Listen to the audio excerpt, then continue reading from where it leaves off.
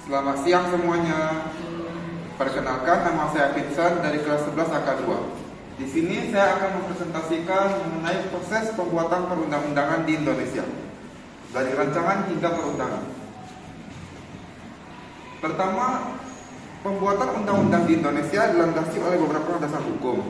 Di antaranya ada Pasal 5 ayat 1 Undang-Undang Dasar tahun 1945 yang menyatakan bahwa Presiden berhak untuk mengajukan rancangan undang-undang.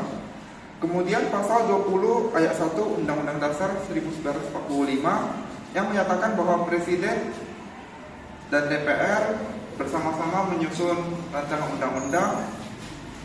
Dan Pasal 20 ayat 2 yang menyatakan bahwa undang-undang dibentuk atas persetujuan bersama antara Presiden dan DPR.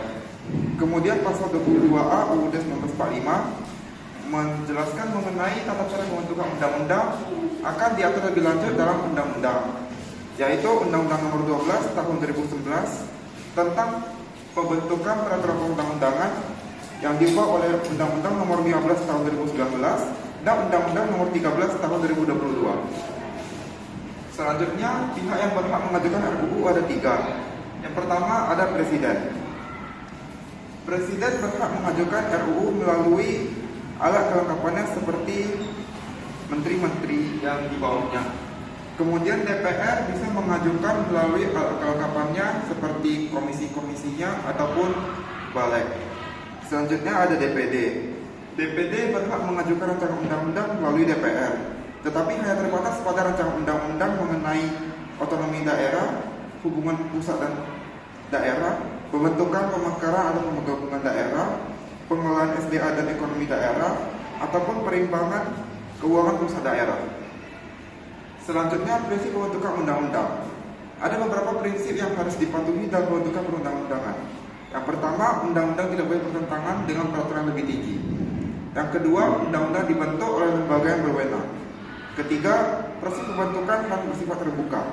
Dan yang keempat, harus berdasar kepada asas peraturan perundang-undangan. Lalu apa saja asas pembentukan peraturan perundang-undangan? Beberapa diantaranya ada asas keadilan, yaitu bahwa undang-undang harus berlaku adil terhadap semua warga negara. Kemudian asas keselarasan, yaitu undang-undangnya harus selaras dengan undang-undang lainnya. Kemudian kepentingan umum, undang-undangnya harus bertujuan untuk memenuhi kepentingan umum. Kemudian kejelasan tujuan yang ingin dicapai dari terciptanya undang-undang harus jelas. Kemudian kepastian hukum, undang-undang harus dibentuk atas legalitas hukum yang jelas dan transparansi. Undang-undang harus dibentuk dengan prosesnya dapat diakses oleh publik. Selanjutnya, perencanaan undang-undang. Proses ini bertujuan untuk membentuk prolegnas, program legislasi nasional, yaitu daftar rancangan undang-undang yang akan dibentuk. Proses ini dimulai dari inventarisasi usulan rancangan undang-undang, kemudian penyusunan naskah akademik dan draft rancangan undang-undang, kemudian penyusunan dan koordinasi draft prolegnas oleh Balik DPR, Kemenkumham, dan DPD. Kemudian penetapan prolegnas di rapat paripurna DPR, dan terakhir evaluasi prolegnas. Selanjutnya mengenai RUU prioritas. RUU prioritas adalah rancangan undang-undang yang dimasukkan dalam program legislasi nasional prioritas tahunan. Kriteria pemilihannya yaitu pertama berdasarkan urgensinya, kedua kesesuaian dengan rencana pembangunan nasional, ketiga kesiapan naskah akademik dan draft rancangan undang-undang, dan yang keempat relevansi dengan regulasi lain. Selanjutnya tahap penyusunan rancangan undang-undang. Tahapan ini dimulai dengan pengajuan gagasan, kemudian penyusunan naskah akademik, lalu penyusunan draft rancangan undang-undang, harmonisasi pembuatan dan pemantapan konsep, koordinasi antar instansi terkait, dan konsultasi publik dan masukan masyarakat. Selanjutnya, pembahasan rancangan undang-undang dilakukan di 2 tingkat. Pertama, pembicaraan tingkat 1 bisa dilakukan oleh komisi, balik, ataupun pansus. Dilakukan oleh komisi apabila rancangan undang-undang dibahas meliputi satu bidang saja, kemudian balik jika meliputi beberapa bidang, kemudian ataupun yang rancangan undang-undang dari DPD, kemudian oleh pansus jika rancangan undang-undangnya berskala besar. Tahap ini bertujuan untuk membahas substansi RUU secara rinci.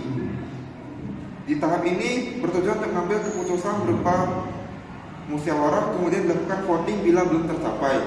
Prosesnya dimulai dari penjelasan pengusul RUU, kemudian pembahasan pasal, penyampaian setiap fraksi pandangan-pandangannya, dan membuat laporan pembahasan.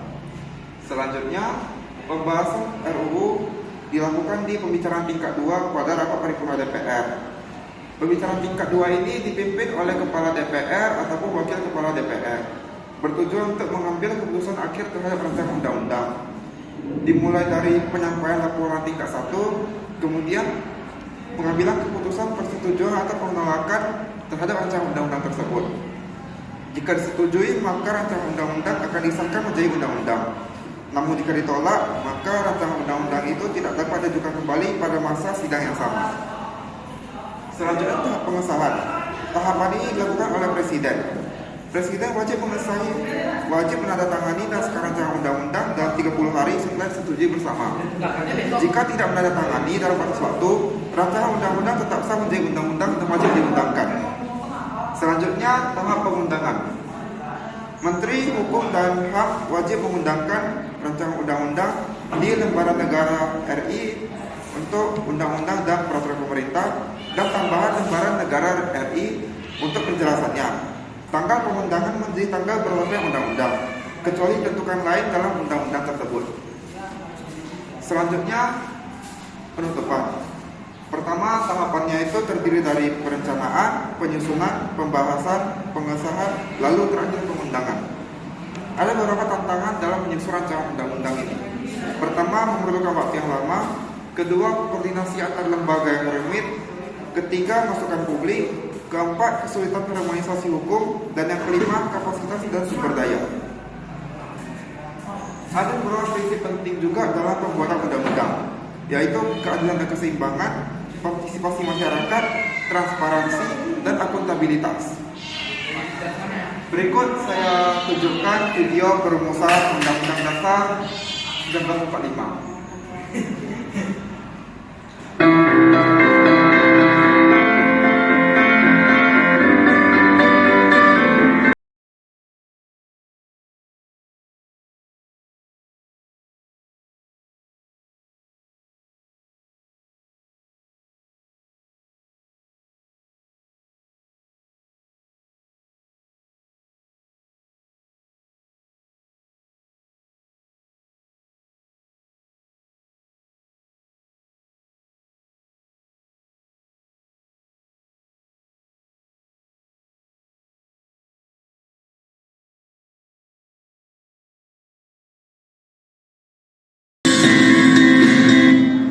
Baik, sekian saja yang bisa saya sampaikan pada pertemuan kali ini.